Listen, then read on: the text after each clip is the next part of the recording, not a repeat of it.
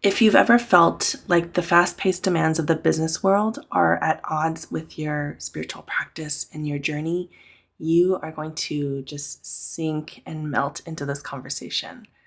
I've invited BAM community members Lena and Daria, and we tackle the delicate art of weaving spirituality into the fabric of our businesses and our daily lives.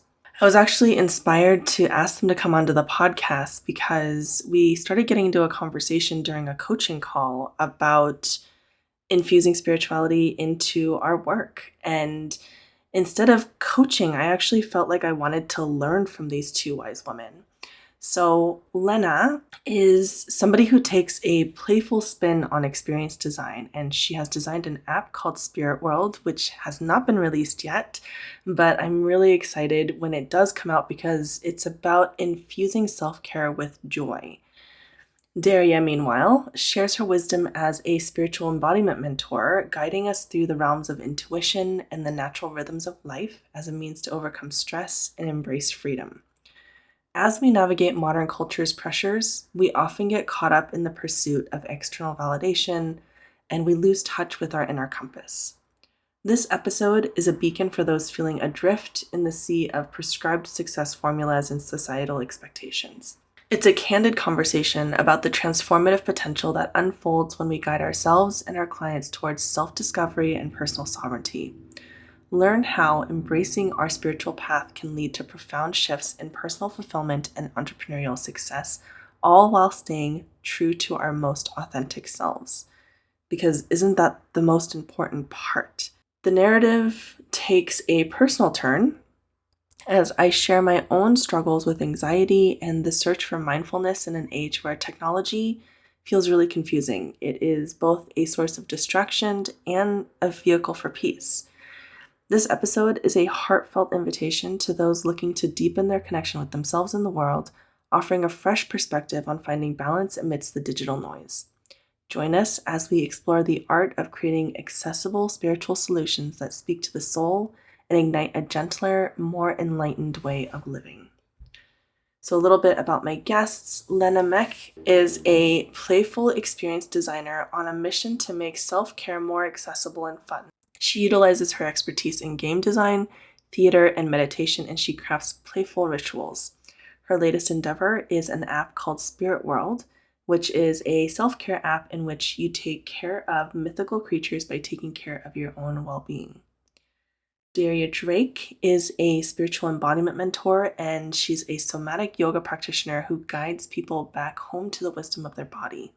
She currently facilitates womb healing circles and one-on-one somatic yoga therapy sessions. Hello and welcome to the Rooted Business Podcast. Today I've got dear friends and BAM community members, Lena and Daria. And this episode is inspired by a group coaching call that we did last week. And in that conversation, this concept of spirituality and what place it has in business, what has scared us away from incorporating spirituality into our businesses, and um, and how as like deeply feeling and sensitive and empathetic humans, how can we bring spirituality into everything that we do in a way that feels really empowering. And after we had that discussion, I was just like sitting there and thinking and was like, oh my God, other people need to hear this. And so I invited Daria and Lena onto the podcast so that, I think that was just like a little like 15-minute blip of a conversation on our coaching call, but I really want to just like sink into it and really do a deep dive with you too, because I think it's going to be such a juicy conversation, and you two in particular bring such depth and warmth to these concepts. So thank you so much for being here. So excited to be here, Kat. Thank you for having us. So before we get into these concepts, I'd love to have you just do a quick little intro and share with folks who you are and what your work is about, and we'll sort of go from there and see where our conversation takes us.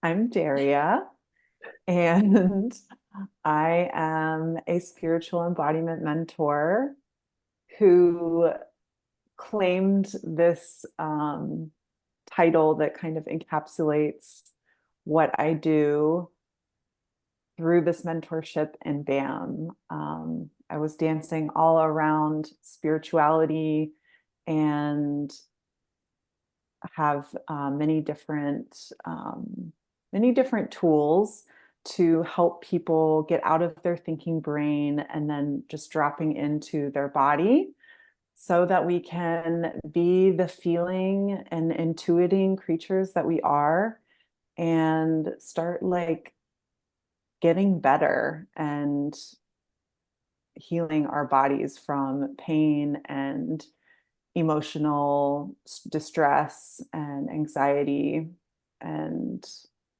yeah, just really wanting to like I see freedom for all beings if we can be tapped into and embody our own spiritual nature. Mm.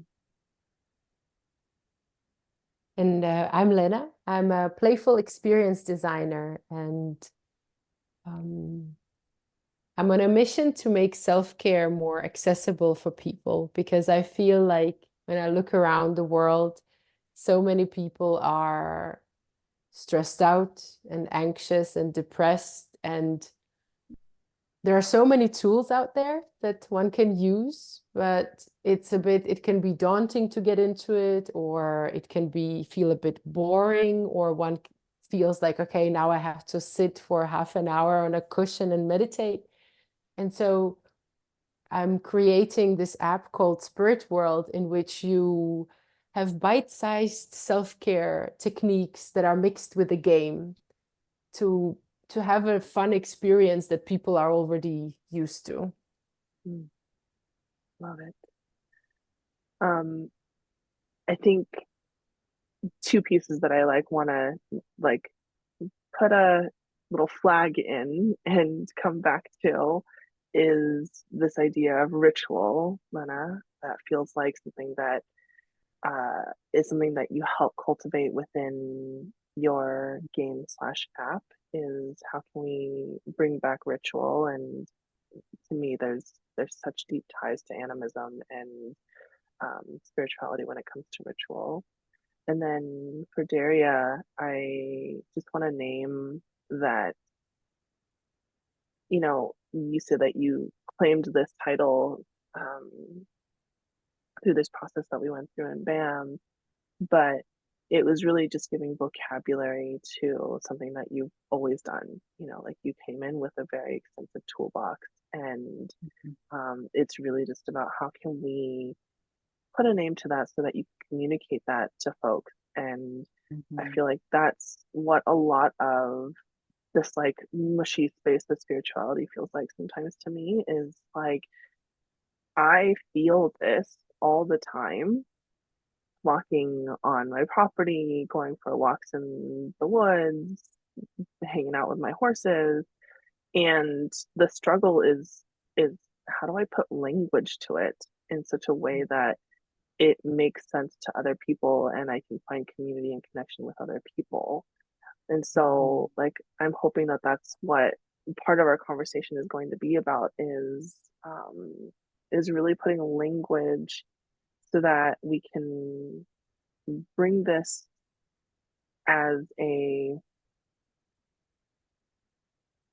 connecting piece, because I think that for a lot of us who do have our own sense of spirituality and oftentimes is connected to animism in some way, um, it can feel like we're really kind of alone in this.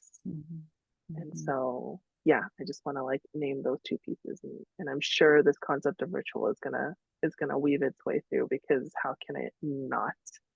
Um, But before we get into it, I'd love for you to share what your idea of spirituality is, because if we start with a big vocabulary word like spirituality, um, having a sense of what that means to each of the speakers, I feel like is an important place to start. So let's play with that just concept of naming what spirituality is to you first.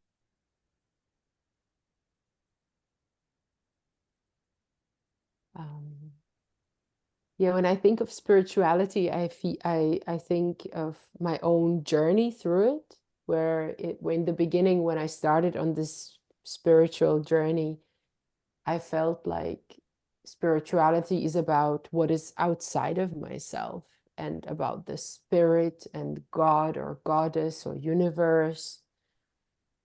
And I was looking outside for answers. And the more I dug deeper and the longer I was on this journey, I learned for myself at least that spirituality is actually inside of myself and not and even more inside of my body. So like the embodiment part became so important because I feel like spirituality is my ability to access my intuition, my ability to be in sync with nature, my ability to be in sync with my own rhythm.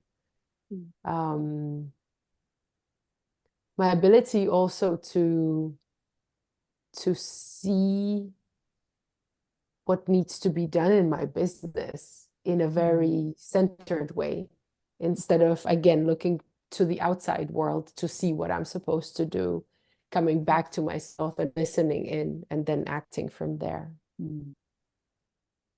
Yeah, I love that, Lena. And I think like what ritual and meditation and these practices give us is that opportunity to like turn off the outside world and um and connect with those parts of our body that are communicating with us, like that is spirit communicating with us.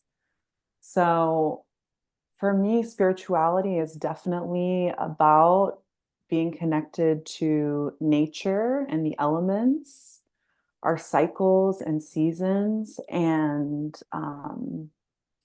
you know, this idea that rest is productive and ritual is productive. For me, spirituality is something definitely that is deeply within myself and anybody who like wants to explore their own spirituality. Like, just like you said, Lena, it's already inside of them. And in Eastern medicine, the heart, the heart holds the spirit.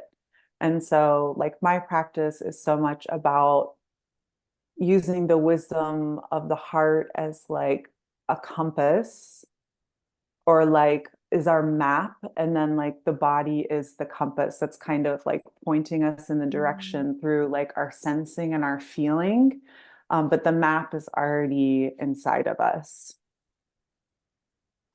And I think it's just, for me, spirituality is also about like recognizing the divinity that is within ourselves and then being reflected out also in the world. And that weaving of connection and energy between like beings and animals and plants and the earth and the elements.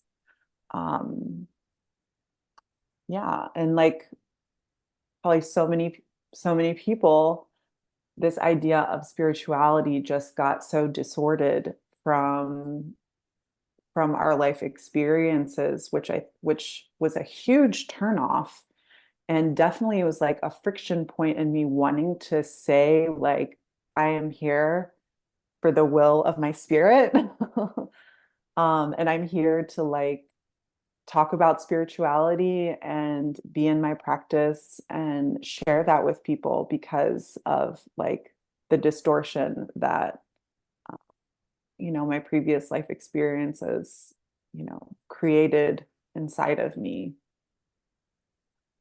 Yeah. I think for me, that word distortion like rings a bell, um, because for the longest time, spirituality felt like a word that I wanted to get far, far away from because I grew up with grandparents who were and continue to be, um, this is not to say that all Christianity is bad or that I have a rift with Christianity, but the way that their church practices in particular feels very pressurized, feels very manipulative, feels very extractive and hypocritical. And I saw that from an early age, and I wanted to get as far away from that as possible. And that was my only sort of concept of what spirituality was because I grew up also in a very suburban, um, like cookie cutter houses with like, you know, malls and and so you had to actually like go and like look for nature in my childhood was my experience. And so, I feel like I grew up thinking that spirituality only meant spirituality in the way that I saw my grandparents practicing.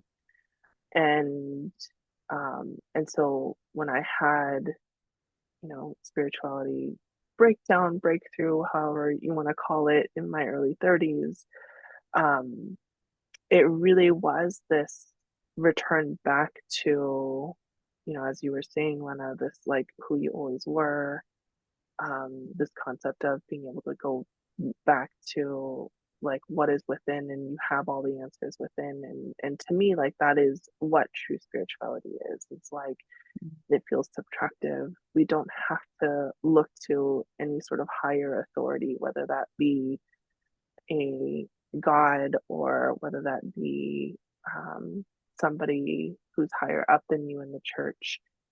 It's really about you have all the answers within you, and can you find guides and mentors who will help you get closer to the answers within versus like look to them for that sense of authority.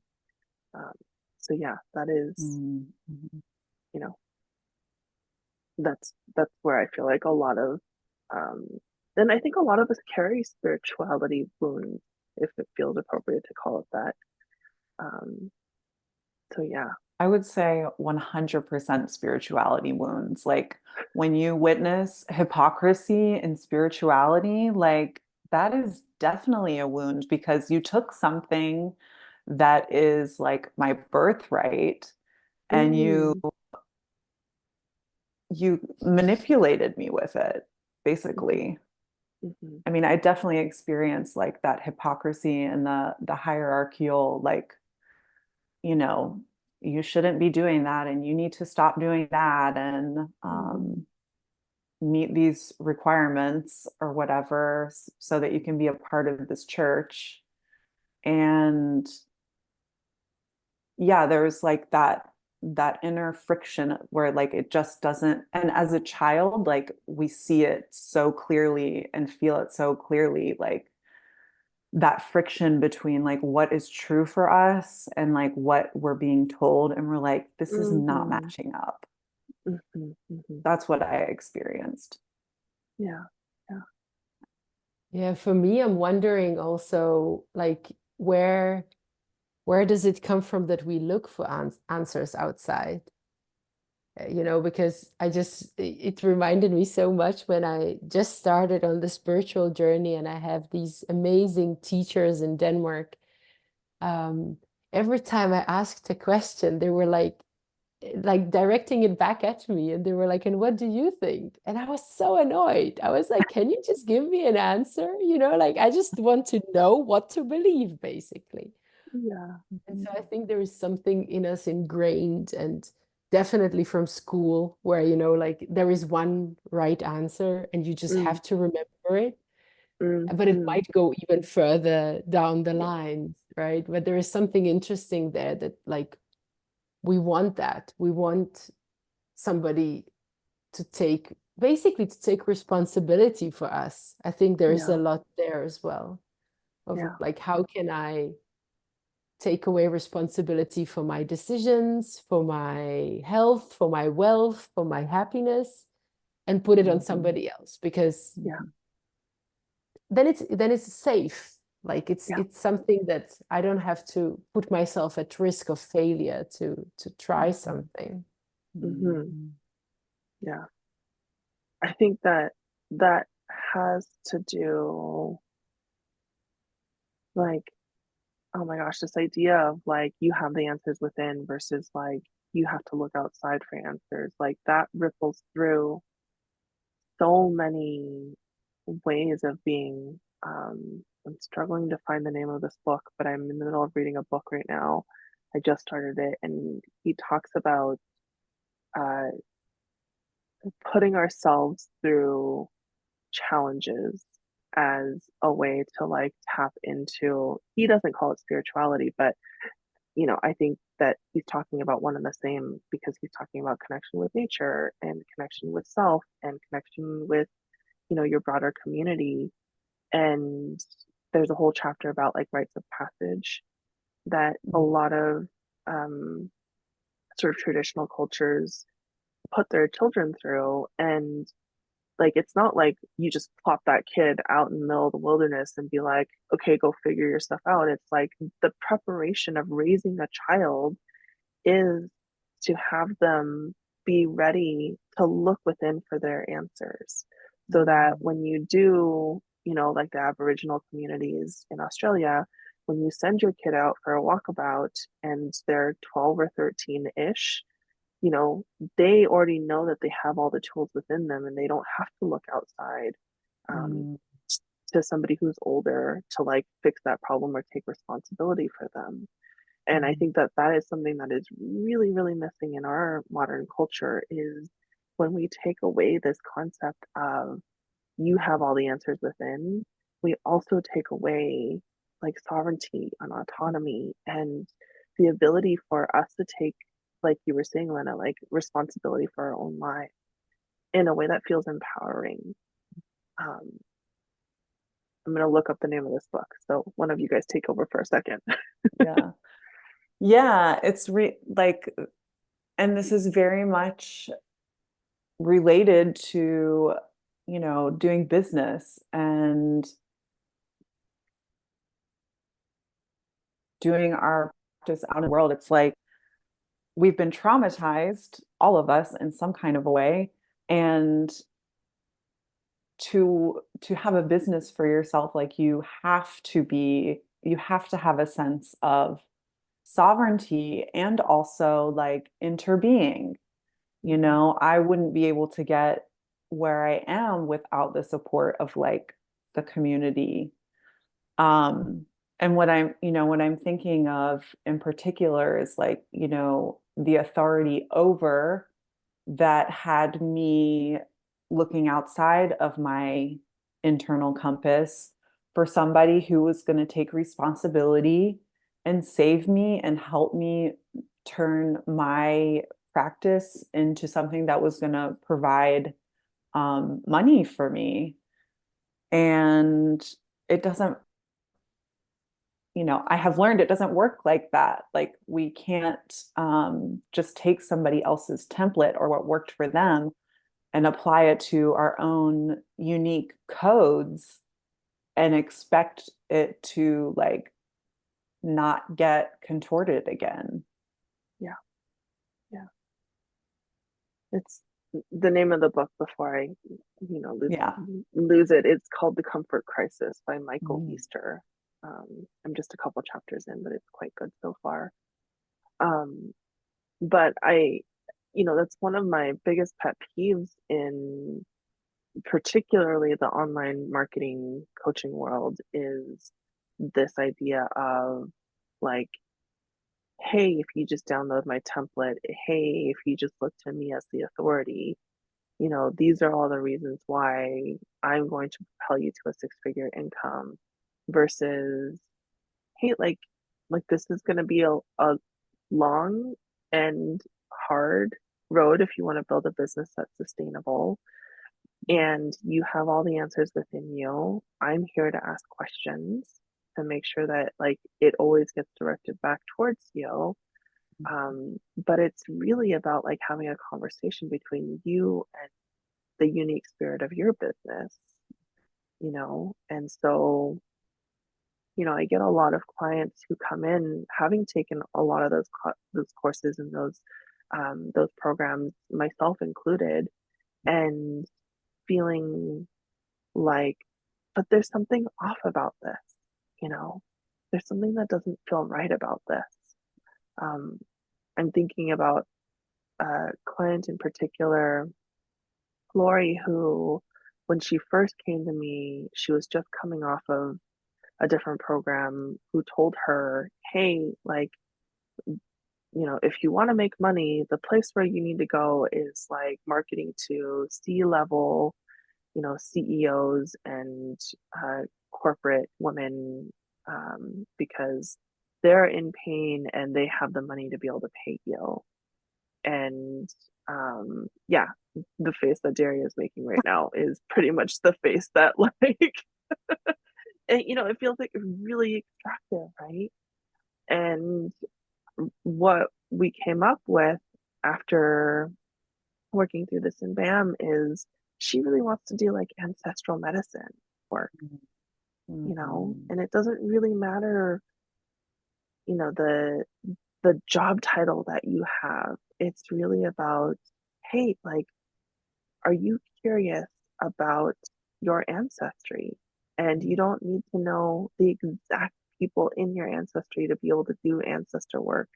Like, I can help, you know, sort of guide you to those places within again, you know. And so I find that the people who are drawn to BAM are also people who want to practice in this way of supporting their clients to look within and always be looking within. Yeah, there was like this, you know, they're like, I do this for these people so that they can do this. And it's like, you feel just like this when you do that. Yeah, yeah. Like, I am a robot. And it just like, it just robs you of like the magic of your uniqueness and of your spirit and of your medicine. And that's the simplest way I can put it. Mm-hmm. Yeah, also always find like I've done many of those courses too, and where I also ended up was feeling so depleted and like there's something wrong with me. Mm-hmm. Because like I've read so many books and I've done so many courses about online marketing, and I still haven't started, and it's okay. But like before BAM, I would be like, but everybody's doing it. Like, how hard is it to put one post a day? Like, it's not that hard. And the thing is, like, going through the understanding, going within again and understanding, okay, why are you afraid? It's like, yeah, I'm afraid maybe for people to think that I'm weird or to shine, you know. And then also, like, one of my biggest understandings was like, it really hurts when you post something and nobody reacts to it. And it's very human. And it's like, because it's as if you came into a room and you said something and there was just, everybody would just ignore you. You would be like, what's wrong with me? You know, like, why is nobody, like, am I invisible or am I just stupid? And so, like, really treating ourselves so gently through these things. I think it's missing so much. There's so much of this like push energy around business. And it's so, I think it's really harmful because I think a lot of people burn out this way because, you know, they push through all of these like, yeah, like because I think there is on one hand, there is like trauma and wounding, but on the other hand, there's just this like human thing of like, yeah, it sucks when nobody reacts to you, and you need to hold yourself very tenderly when that happens. Yeah, yeah. But I think that what is taught nowadays is instead of holding yourself tenderly, it's like, oh, you're not doing enough, which goes back to this concept around our modern culture that has divorced us from nature, that's divorced us from natural cycles, divorced us from our bodies. And, I think that that way of doing things is now the normative way of doing things, which is just push through, just, you know, feel the fear and do it anyway. And this whole concept of linear growth, like that's kind of the world that we live in now.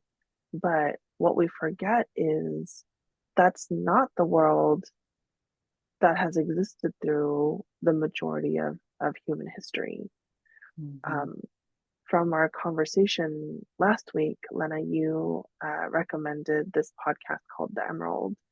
And I was just drawn to this episode to listen to this particular episode just based on the title, called Animism is the Normative Culture.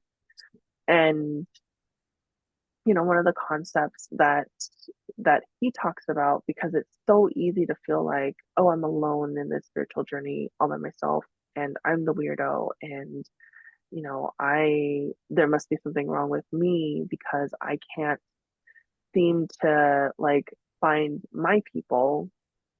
Is like when you go back into history, 99% of our ancestors existed in the Paleolithic era, which is the golden age of animism. And it was Mm. just the we didn't even need to have a name for what animism was because it was just what was. It was just the water Mhm. that we swam in all the time.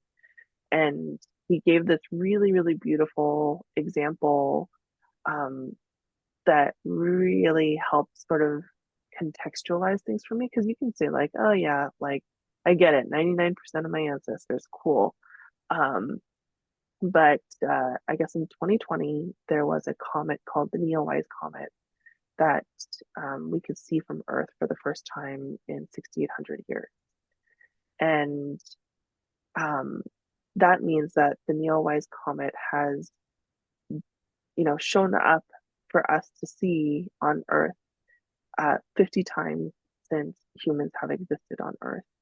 And only one of those times is during this like modern era that we live in, which is all about productivity and growth for growth's sake, is Mhm. about um, how can we become disembodied in order to be more, and do more, rather than like, the 49 other times that that comet has passed through our view has been with people who were connected to rocks and trees and plants and mountains and animals. And so to me, when I say that like I talk to rocks, like I don't feel so alone in the world. Even if, you know, maybe like 98% of modern humans don't quite understand that. But I'm hopeful that that is a growing number as we become, you Mhm. know, we sort of have to like explore the edges of discomfort in order to come back to ourselves. And Mhm. so I'm hoping that we've got, uh, you know, uh, the momentum of folks who are wanting to come back to nature and come back to our own bodies. I mean, the BAM container has been such a big part of, or is such a big part, I feel, of this movement, um, that you're like, you know, that you're wishing for, Kat. It's, facilitating people getting out of their body, you're getting out of their heads. It's facilitating people getting out of their heads and into their bodies, like for their business. And us having this conversation, like, I'm so excited because before, when, you know, something like the word spirituality makes me feel uncomfortable, I'm like, oh, we're just not going to use that word.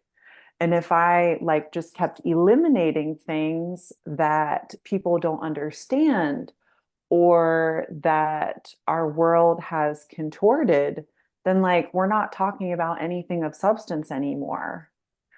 And Mm-hmm. so I think conversation is so important, so we can pull this back into the conversation, into like the energy that weaves through us, so that people can define spirituality on their own terms, and instead of like, you know, hiding from it.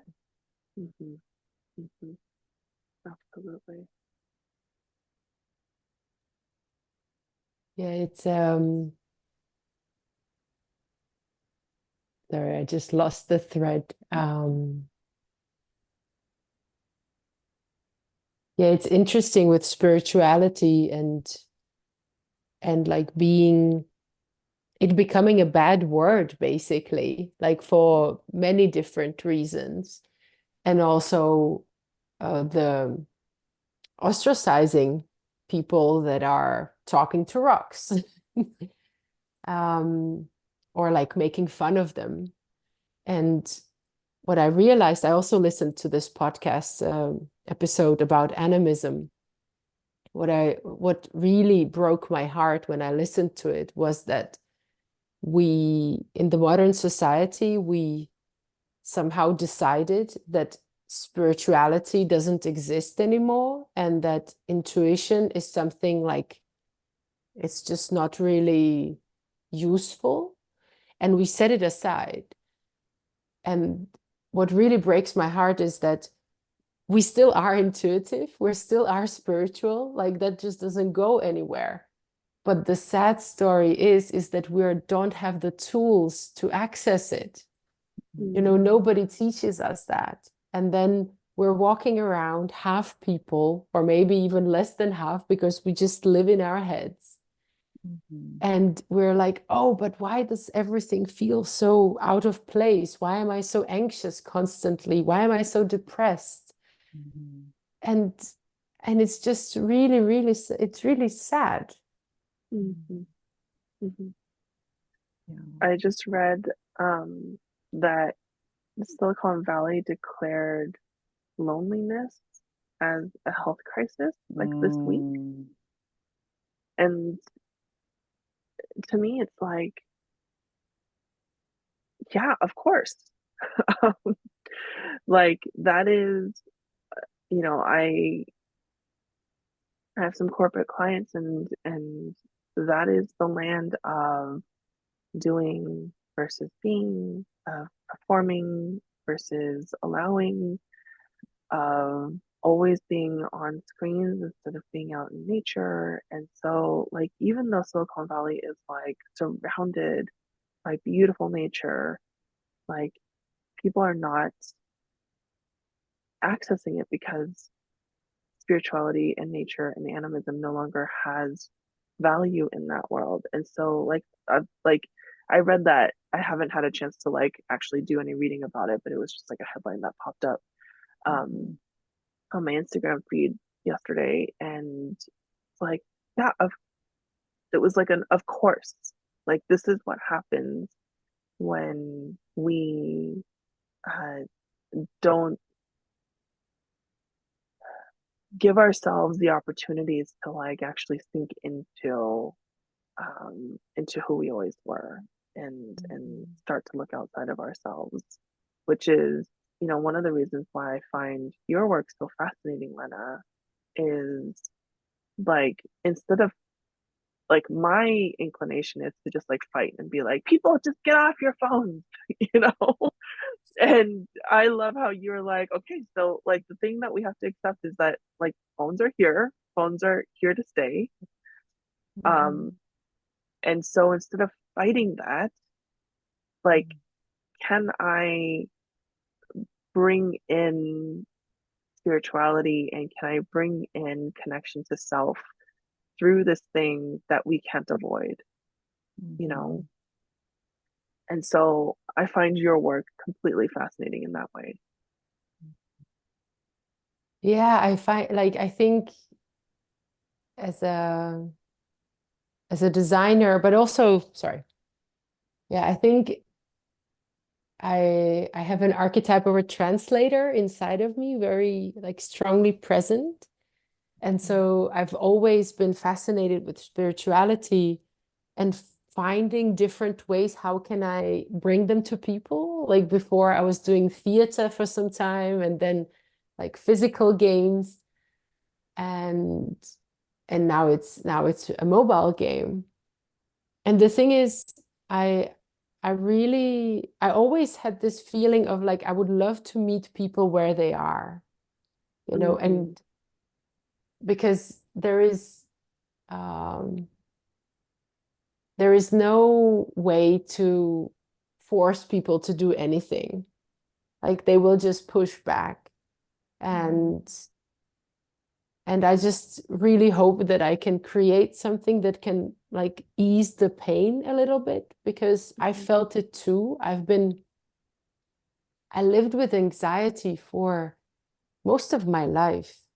Like I just couldn't exist without having constant criticism inside of me and doubt and just like feeling pain inside my chest. And for me, it took my mom to pass away to wake up. Mm-hmm. And I just really hope, or my aim is to bring something to the world in a very accessible way that people don't need to go through such a huge crisis in order to slowly, little by little, wake up to who they are. Yeah. Yeah. And yeah, and with the phones, the thing is just like they're here, technology's here, and even though sometimes like I'm sometimes like, can I just go to the mountains somewhere and live there alone without anybody ever talking to me? Like I have definitely a hermit inside of myself. And but then on the other hand, when I look also at like the crisis that Gen Zs are going through, where there's like I don't know the name for it, of course, but there is something that they're like so distraught about the future of the planet.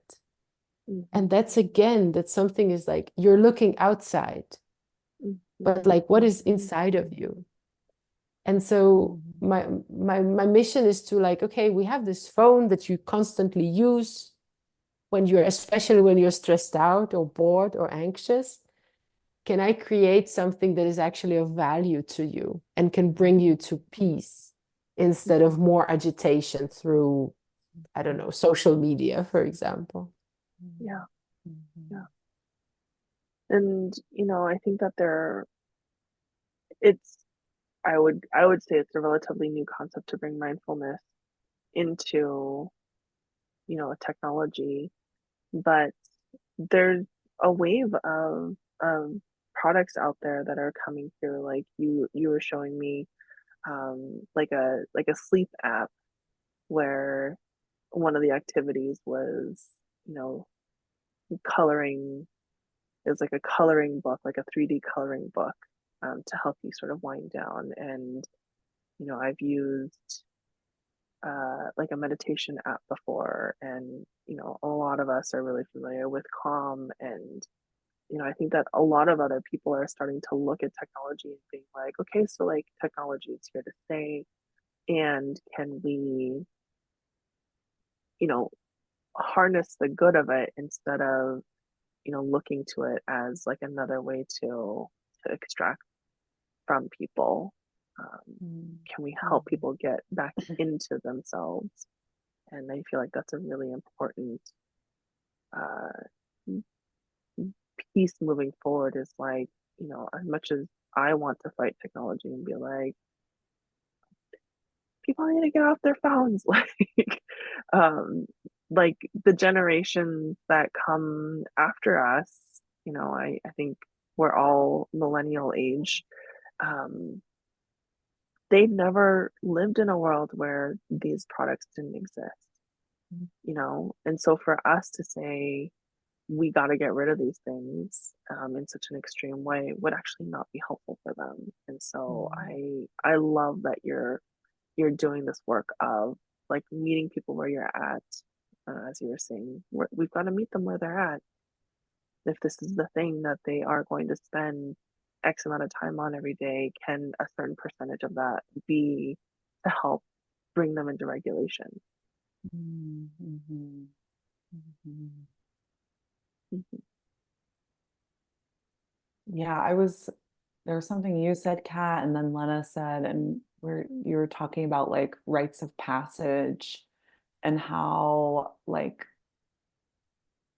those are moments where we get to meet spirit Mm. and like have that moment. And I think about what that looked like for me growing up, like what kind of rites of passage I went through. And like specifically with the church, they do like this confirmation. And what I remember about it was you're like, you're writing answers in with you know, into like a form basically. And you have these two mentors that are adults and they spend time with you and kind of coach you through it. Um, but like there was no spirituality in that for me. And Mm. then I think about like having my first menstrual cycle. That would have been an amazing moment to have some kind of rite of passage, spirit moment of like welcoming me into young womanhood. Um, and yeah, like again, it's the concept of spirituality just has been expressed in um, in a way that has not really been supportive of my life. And yeah, using this moment in my life to reclaim that is a really big deal, I Yeah. would say. Yeah, I feel like that's where the concept of ritual comes in a way, where like, um, how can we create rituals for ourselves? Because at least in the Western world, we don't really have the rituals of our ancestors are lost, or depends, of course, but like more or less they haven't been, we haven't gotten them from directly from our ancestors. Mm-hmm. But I feel it really like beautiful, this thing of like, okay, inserting little rituals into your life as a way of Mm-hmm. marking something important. So like, as you were saying, okay, the beginning of my menstruating life, like it is a Mm-hmm. big deal. It's something that like then follows you throughout your whole life, basically, until you of course stop. um, and so the question for me is always like, okay, how can we start adding these rituals back into our lives, because we have so few of them left. You know, we have Christmas dinner, we have birthday maybe for somebody, depends, and that's kind of almost it. And so like, how can we, what is, maybe I think also the question is here, like what is worth marking for you, for each of us? You know, Mm. like what is it that you actually want to put a point into, and like, okay, this was important. Mhm. And I think this is also a way how we can not let life slip away from us with Mhm. all this like, okay, more, faster, faster.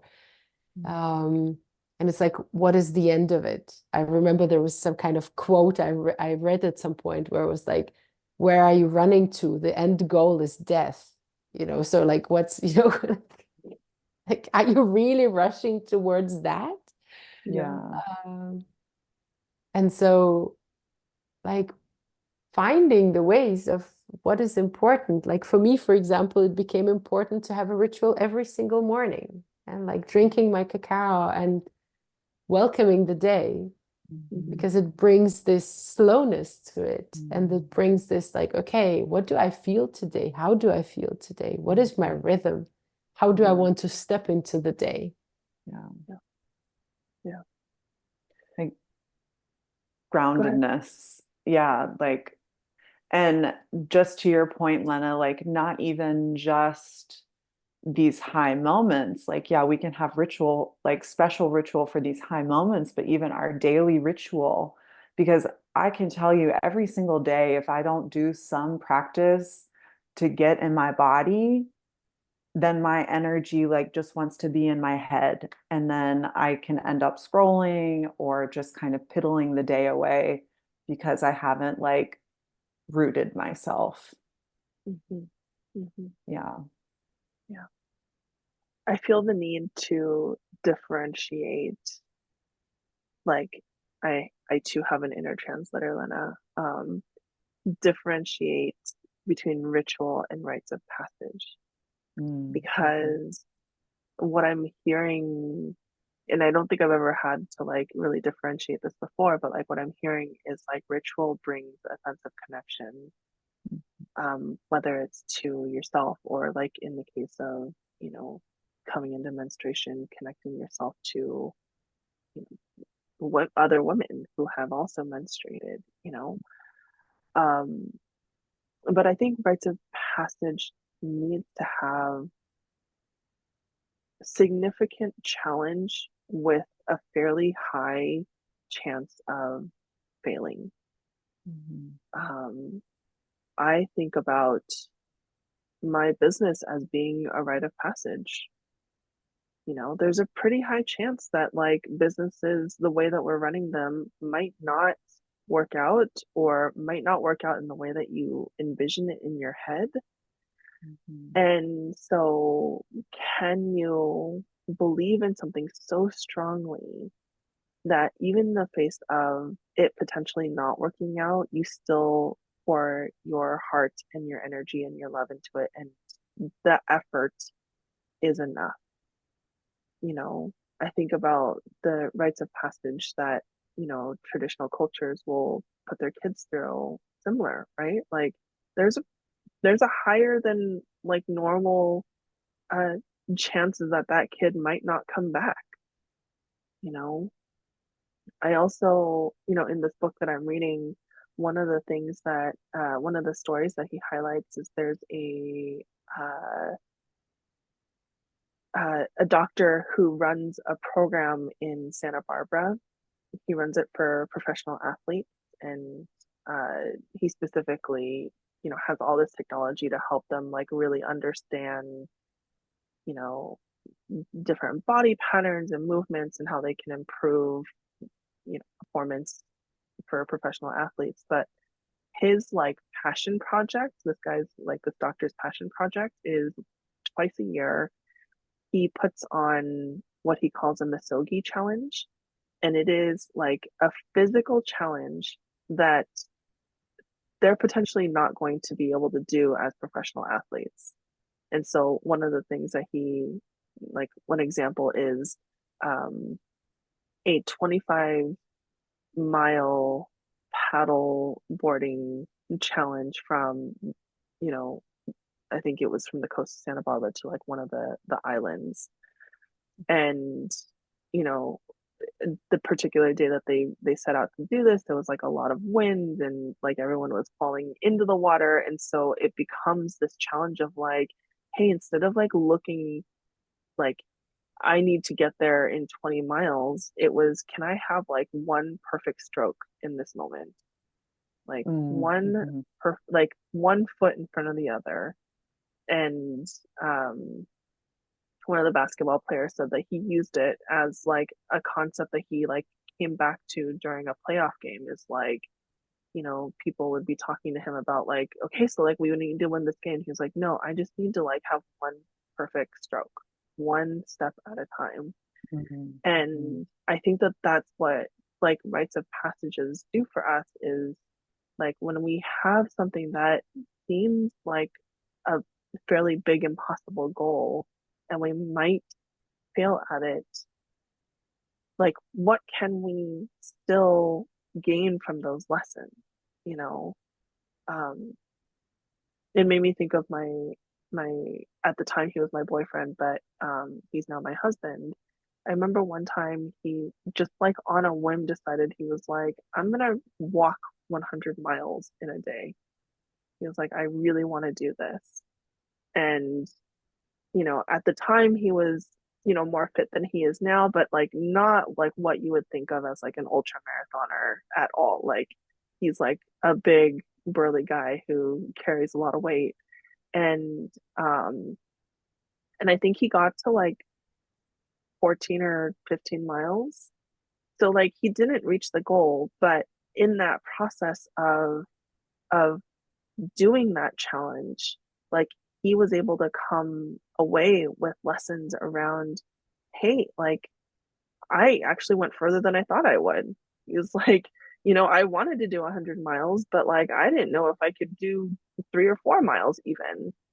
So the fact that he was able to like get to 14 or 15 miles was like a big thing. And, he was able to walk away with different lessons that like I think that people are just so afraid of failing that they miss that there are lessons within just doing the challenge, just doing that hard thing. Yeah. I'm wanting to come up with a challenge for myself now. What could that be? Yeah, Kat, as soon as you said that you started differentiating between like rites of passage and rituals, I was like, definitely business is a rite of passage. Um, Mm-hmm. yeah, Yeah. definitely. No guarantees. Yeah. And it's like just keep following your heart, basically. Yeah. And you don't know, like, I say this as somebody who has several quote unquote failed businesses. I started out as a calligraphy artist, and then that business quote unquote failed. And then I shifted into my acupuncture business, and that quote unquote failed.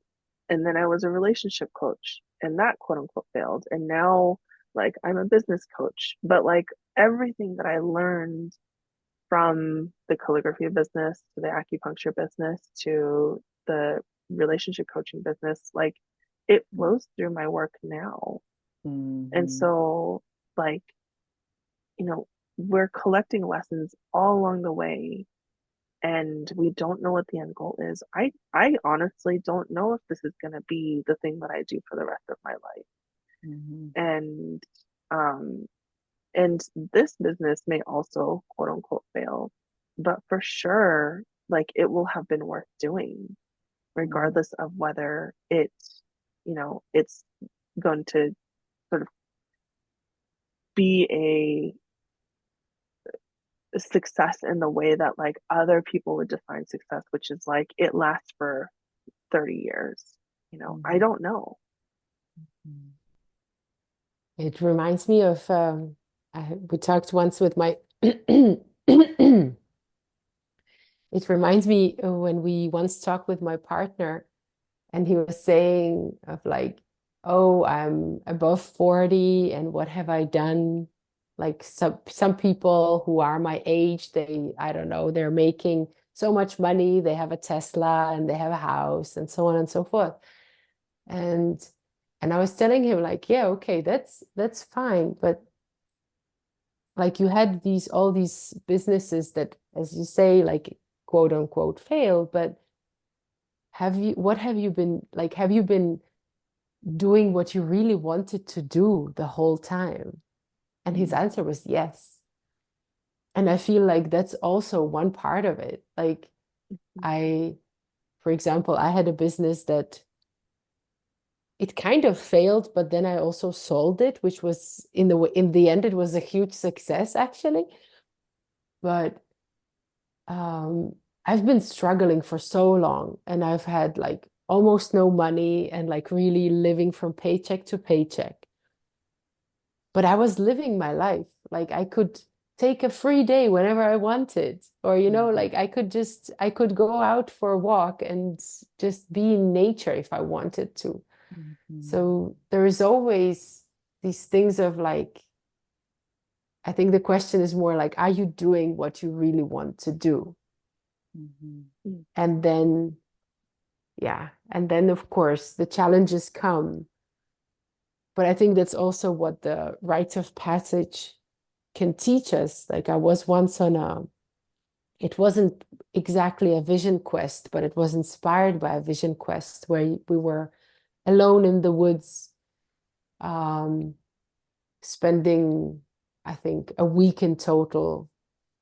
Um, and there is something about, there's something so beautiful about being outside of your comfort zone where you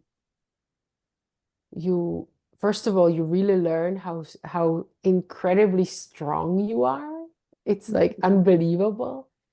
And then also you find your edges, like the real edges of the comfort zone, like, okay, this was too much. And so I think that's really also really beautiful. Yeah. There's definitely a trade-off. We were talking about humans and comfort.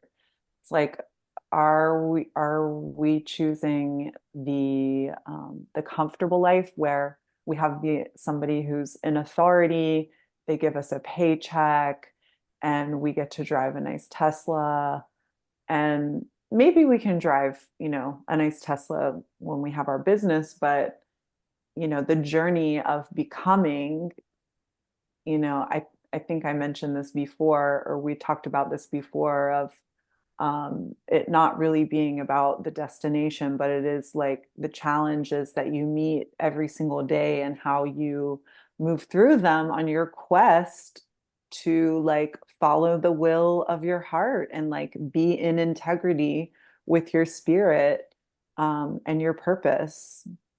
And so, yeah, like the trade-off is maybe, Lena, we're going to live paycheck to paycheck for a little bit longer. And then maybe one day we look back on these days and we're like, wow, I never gave up. I believed so much in what my heart was telling me, and I persevered and I met these challenges every day and I didn't hide, and I learned so many things, and like how much more like fulfilling and rich that part can, and abundant. I'm thinking of the word abundance, like an experience, compared to like the comfortable journey of, yeah, the comfortable Yeah. journey. Yeah. And I mean, I think that like that comfortable journey can be a little bit of a misnomer as well, because, I have plenty of clients who work in the corporate space and they struggle with a lot of the same things that we struggle with. It's just in a different outfit. So instead Mhm. of us needing to hold boundaries with our clients, they need to hold boundaries with their, boss. Or, like we struggle to sometimes find uh, the time and the space for ourselves within, all the things that you have to do as an entrepreneur. Like you are a one person show who is doing the practitionering, you are doing the like scheduling and the booking and then all the marketing, like you there's a lot of things that we have to do as entrepreneurs. And so, it's up to us to figure out, okay, so we need to carve out this time is sacred time for me to step away. um my corporate clients who drive Teslas have to do the same work. And Mhm. so it's also about choosing your heart. Is I think as humans, we are problem solvers. Mhm. And so I think our souls are here to like really try to figure something out. Mhm. Um I tend to think of that as like the journey of the Tao and really trying to understand what your purpose is. And like you can try to figure out how to live in alignment with your purpose by, working for somebody else, or you can do that also by working for yourself. And, Mm. it's not like one path is better than the other. I think that it's just about choosing which heart is going to be the most in alignment for you. Yeah. Yeah. Mhm.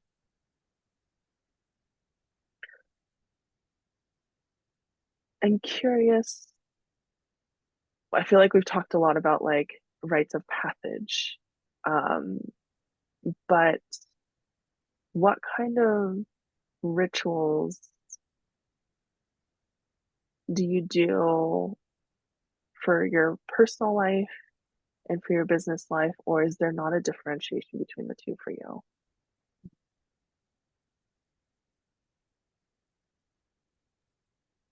Um, I'm not sure if I differentiate them or not. I think it's like a continuation. But yeah, for my personal life, I always start a morning with a cup of cacao and meditation and sometimes yoga. Um, and then I try to follow writing. I have like a Notion, different questions for the day and also gratitude journals. So then I just, before I start working, to get into the mood of being grateful, then also I ask my business what it wants to tell me today. So just like, then I Mm, jot a couple of notes. And then I started also to decide on the 1 to 3 things I'm going to do today. So it's just like very small amount of things to do. And then for bigger rituals, or maybe I would call them ceremonies, um, even though I don't actually, it's always has been a bit hard for me to differentiate between a ritual and a ceremony. But I feel like ceremonies are a bit bigger in time and space and also effort. And once in a while, for my personal, especially for my personal life, I do like in a way death ritual where I have an altar by my bedside, and I always like collect rocks and take them away and then put them back in. And then once in a while I'm like, okay, it's time to clean it out. And I think that's the time when I'm like, somehow subconsciously I know that it's time for some parts of me to let go and let them die. mm, And so I like feel into all the things that I don't want on my altar anymore. And Mm. then and they are also sometimes connected to my business as well. And mm, then I go somewhere in nature and have a ceremony where I arrange, it depends very much. Sometimes I arrange them in like a mandala and let them there, or sometimes I like hide them away around the forest or throw them in water and so on. mm, Mm. mm. No, I love that. I don't think I like, maybe I have like a slight like hoarding tendency with my ritualistic things where like I've never considered putting them back. That's an Mm. interesting concept. Mm. I'm gonna sit with that one. Mm. Yeah, it happened to me for the first time when it was on my vision quest. I created this like really weird but really beautiful tool where it had like a heart, like it was like made out of a branch, and on one side it had a spoon. On the other side it had, gosh, what was on the other side? I don't remember. So it was like it had like three spikes. One was a spoon, one was something, and the third one was like a spear.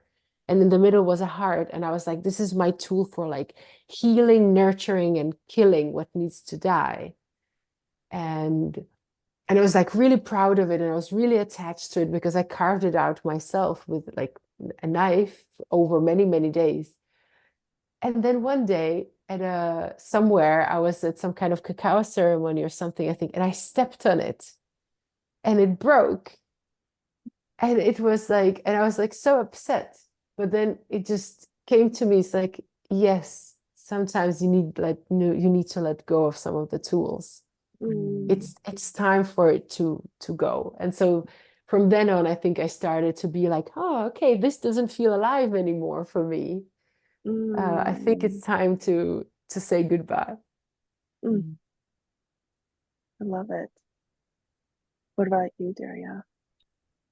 Yeah, um I'm still like I just moved a couple months ago and I'm still like finding my new rhythm here. But most of my practices are I too enjoy having a little cacao in the morning and just having a moment of quiet with that to let whatever needs to come forward. Um, I find it to be like an incredibly grounding way to start my day. And I'm somebody who is always dropping into body practices.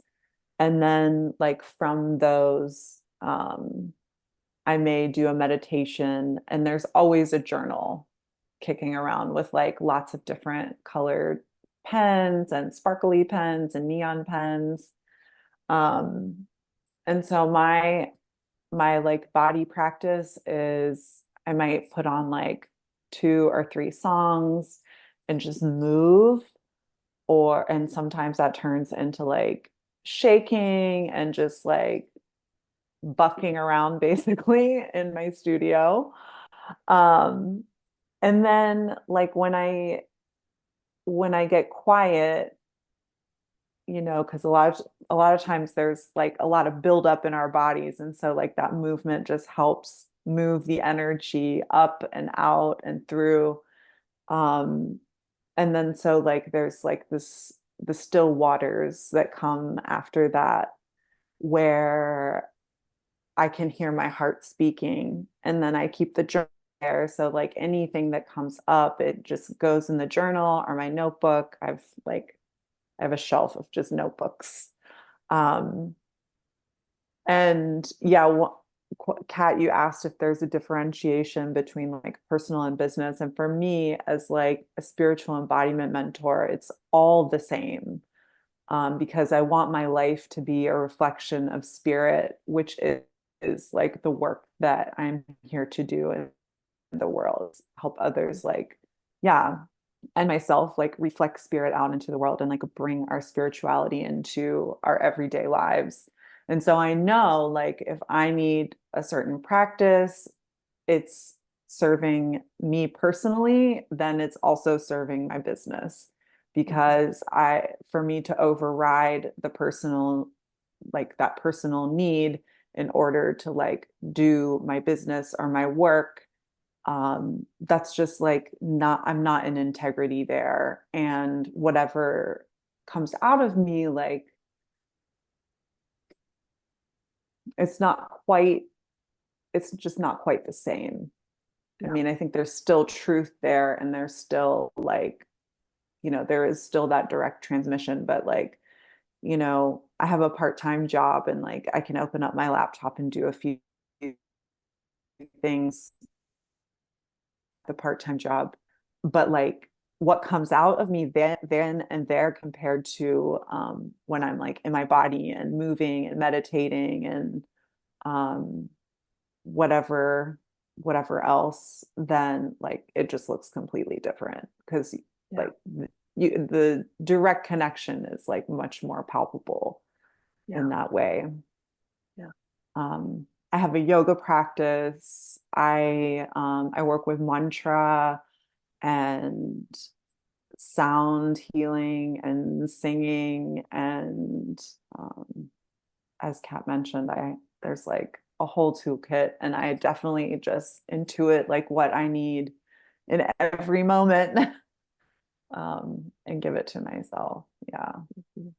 Yeah, that's great. I hope that people can hear some of these examples and bring them in for themselves, or ping some ideas for themselves. I think for me, the two that I want to bring into this space is like hopefully inspiration is um, in my personal life, now being on this land, there's this concept of like chop wood, carry water, which I don't have to do quite yet. Um, but the thing that I do have to do every day is move horse poop. Um, and so, my horses live in their fancy arena slash barn. I have to clean up poop, and then I've been moving it out into um, a space that we're hopefully going to build our house on um, in the next 5 to 10 years. And in the meantime, I really want there to be a really vibrant vegetable garden, flower garden out there. And so we're building out that bed space. But over the winter time, I couldn't cart the horse poop out. And so I actually left a pile of it. I can actually look at it right now as we're talking. I left a pile of it like in the front of our property. And the other day, my neighbor was like, like I could come and bring the tractor and like move that for you.